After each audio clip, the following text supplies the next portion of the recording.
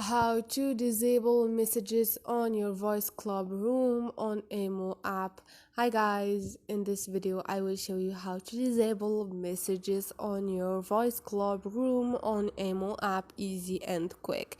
So first thing, go to your Emo. Once you are there, click on the profile icon up there and click again on your profile icon.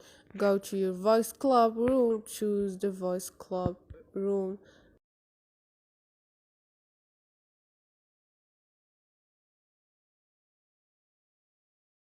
Here you have one option, which is disable messages.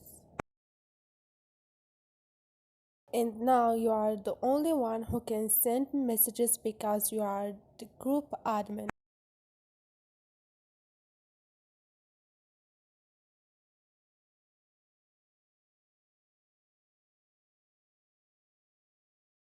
So this is it guys, don't forget to subscribe and like.